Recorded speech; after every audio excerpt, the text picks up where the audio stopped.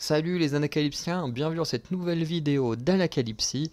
Aujourd'hui on se retrouve pour une vidéo autour des meilleurs aventuriers de koh des années 2011 à 2022. Et je précise bien que cette vidéo est totalement subjective. Je l'ai pas dit dans la première partie enfin non, l'autre vidéo, celle de la semaine dernière, mais bien sûr tout est subjectif. Hein. Je ne dis pas que ce sont les meilleurs pour tout le monde, mais pour moi. Pour ça que je pense que pour les titres, je vais plutôt mettre mes aventuriers préférés plutôt que meilleur aventurier. Sinon, les gens ils vont dire oh là là, il dit pour tout le monde, c'est qui les meilleurs, c'est pas bien. Bref.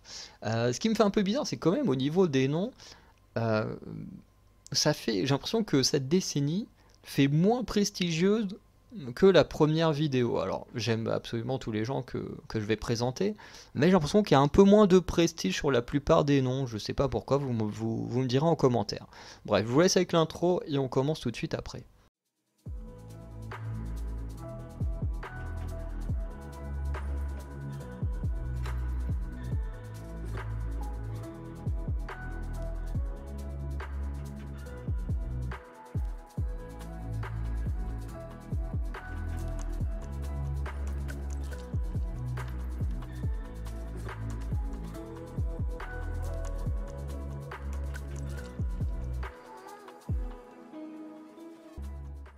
Et je commence direct avec Ambre du Totem Maudit, Ambre qui était détestée par le public en général, même si quand même d'autres l'aimaient comme moi. Et en fait, moi, elle me faisait beaucoup rire, honnêtement, ses remarques et tout, j'ai trouvé vraiment très drôle, et pourtant très juste à chaque fois. Hein. Mais voilà, une aventurière plutôt stratège et tout, qui ne plaisait pas forcément aux gens, et qui était assez douée dans les épreuves. C'était pas la meilleure de sa saison, mais franchement, Ambre, je la trouvais plutôt pas mal.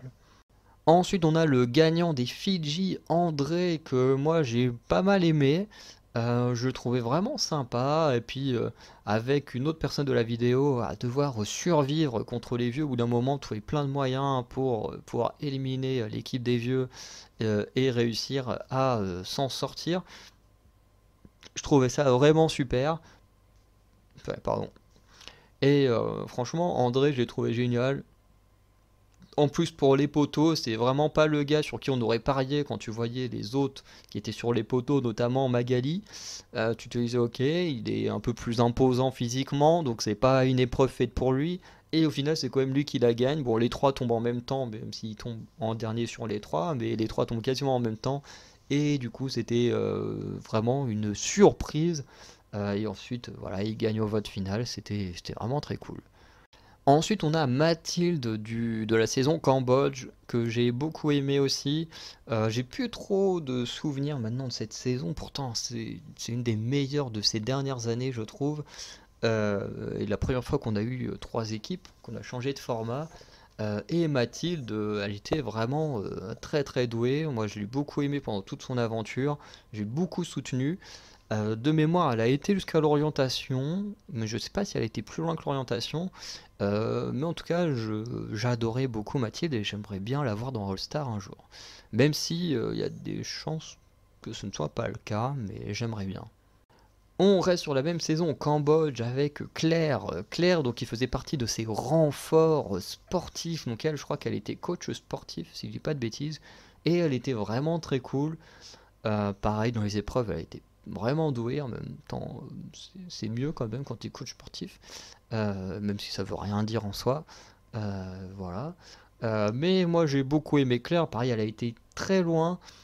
Je ne sais plus jusqu'où elle a été, mais je sais qu'elle a été vraiment jusque dans les derniers. Et pareil, ça a été un grand, grand plaisir de suivre l'aventure de Claire. Ensuite, on revient aux Fidji avec Tiffany. Donc, Tiffany qui était ma préférée des Fidji avec André. Moi, j'aimais beaucoup Tiffany et surtout, elle était beaucoup plus active dans la survie que André, quoi. Tiffany était clairement stratège. Avec Magali, elle a pas mal contribué à la survie et surtout à la victoire de André, voilà, qui était un peu moins dans, dans la stratégie, il était un peu plus gentil, le André. Mais Tiffany, moi franchement, je l'adorais. Je suis contente qu'elle ait été très loin. Ensuite, on a Jérémy de l'île au trésor. Alors, j'aime pas l'île au trésor, comme vous le savez, j'ai pas été jusqu'au bout parce que j'aime pas du tout cette saison. Mais du coup, Jérémy, Je l'ai beaucoup aimé dans son retour, même si c'est une saison que j'aime pas, son retour non plus. Enfin, finalement, il tombe que sur des saisons que j'aime pas. Mais au moins, le All-Star, je l'ai vu en entier. Et j'avais beaucoup aimé Jérémy Dodan. En plus, il a subi une certaine injustice en s'opposant à Yacine et Pascal. Il revient de sorte de truc des bannis pour rester jusqu'à l'orientation, parce que je crois qu'il a été, je suis pas sûr qu'il ait été planche l'orientation, mais il a au moins réussi à y aller. Et franchement, j'avais beaucoup aimé son parcours et je l'avais trouvé très sympathique avec Candice, même si Candice n'est pas dans la vidéo. Ensuite, on a Olga du Totem Maudit, donc Olga que j'ai beaucoup aimé dans sa saison, que je trouvais vraiment très sympathique avec son histoire et tout, bah, elle était vraiment géniale. Euh, Pareil, assez doué dans les épreuves, surtout tout ce qui est équilibre. Et puis j'aimais bien son caractère et tout. C'est pas celle qui m'a le plus marqué de la saison, mais je la trouvais vraiment, je trouvais que c'était vraiment une très bonne aventurière. Ensuite, on a François du Totem Maudit. Alors François, qui est l'un des deux gagnants du Totem Maudit, que j'ai beaucoup aimé. Franchement, il était très bon dans tout ce qu'il a fait. Très bon dans les épreuves, bon stratège, bon dans la survie. Dans le social, j'ai trouvé qu'il était plutôt bon de mémoire. Voilà. Après, c'est vrai que pour lui, il y a la partie voilà, de l'homicide involontaire qui pèse un peu sur ses épaules, malheureusement. Mais ça reste quand même quelqu'un que j'aime bien. Et puis en plus, un homicide involontaire, ça tient plus de l'accident que d'un meurtre réel. Donc en soi, voilà, on peut pas trop. Et puis de toute façon, ce qui s'est passé hors koh ne concerne pas forcément l'aventure. Donc voilà, on peut pas dire que c'est un mauvais aventurier parce que hors koh il a fait telle ou telle chose. Ensuite, on a Luana du Totem Maudit, qui est la dernière personne du Totem Maudit à apparaître. Ça en fait quand même 4. Finalement, c'était quand même une bonne saison en termes d'aventurier. Et c'est Luana qui était très douée dans les épreuves, surtout les épreuves statiques de mémoire. Euh, je la trouvais vraiment géniale. Euh, Dommage qu'elle n'ait pas été au bout, mais je l'ai adorée. Pareil, de mémoire, elle était assez stratège, en même temps, elle était liée à Ambre et tout. Euh, et franchement, moi j'ai adoré son parcours. Je sais qu'il y a des moments où les gens l'aimaient pas trop, mais moi en tout cas, j'ai adoré suivre Loana dans le Totem Maudit. Ensuite, on a Alexandra des Quatre Terres, la grande gagnante des Quatre Terres. Alors, je me souviens pas trop de son retour dans le All-Star. Je trouve qu'elle était un peu plus effacée que dans sa première saison. Et sa première saison, elle était géniale. Et surtout qu'elle était tout le temps en mode malade. Je vais crever. Bon, elle disait pas ça, mais vraiment, tu la sentais à chaque fois en mode complètement KO et tout. Et pourtant, dès qu'il fallait aller sur les épreuves, et surtout c'était des puzzles, alors là, elle défonçait tout le monde, hein. D'un coup, elle passait de malade à Terminator. Et franchement, elle était absolument géniale. Et moi, c'est ce que j'ai beaucoup aimé, c'est, pouah, tu te dis, le parcours, elle est arrivée, elle était complètement malade, et elle gagne la saison. Tu te dis, mais qui aurait mis une pièce sur une personne comme Alexandra au début de l'aventure? Absolument personne, et pourtant, c'est elle la grande gagnante, quoi, et c'est juste génial. Ensuite, on a Dorian des Quatre Terres, un aventurier de ma ville, qui est un très bon aventurier. Franchement, je l'ai adoré dans sa saison. C'est celui que je suivais le plus. Bon, sauf que malheureusement, il n'a jamais trouvé son poignard dans l'orientation. Mais c'était un très bon aventurier, très cool, bon social, fort sur les épreuves. Il avait pas beaucoup de défauts, le Dorian. Genre, j'ai jamais compris pourquoi au conseil final il s'en prend plein la gueule pour des trucs qui n'avaient rien à être reproché. Enfin bref. Euh, Dorian était un excellent aventurier. Pour rester dans les aventuriers de ma région, enfin de mon coin, on a Sébastien de Cambodge. Et oui, il y a quand même pas mal de gens de Cambodge. Je crois qu'en tout, il y en a 5. Attends, ça fait Claire, Mathilde, Sébastien, l'autre, non, ça fait 4. Il n'y en a que 4 de Cambodge. Un, deux, ouais, non, il n'y en a que 4. Et Sébastien, c'est clairement un aventurier que j'ai adoré. Pareil, un de ceux qui arrivaient en renfort avec Claire et Vincent. Et Sébastien, j'ai tout de suite adoré. Vraiment super cool, super gentil, très bon dans les épreuves. Finalement, il sera éliminé peu de temps avant la finale parce que beaucoup trop fort. beaucoup trop fort, il tentera de marchander machette à la main, mais ça ne suffira pas malheureusement pour cet excellent aventurier. On entre maintenant dans le top 3 avec Martin de Raja Ampat. Du coup, on est en 2011, si je dis pas de bêtises, avec cette saison. Du coup, on refait un grand bond en arrière, parce qu'on pouvait voir l'aventurier le plus ancien, on va dire, de ces saisons, c'est 2017, donc du coup, on fait un bond en 2011.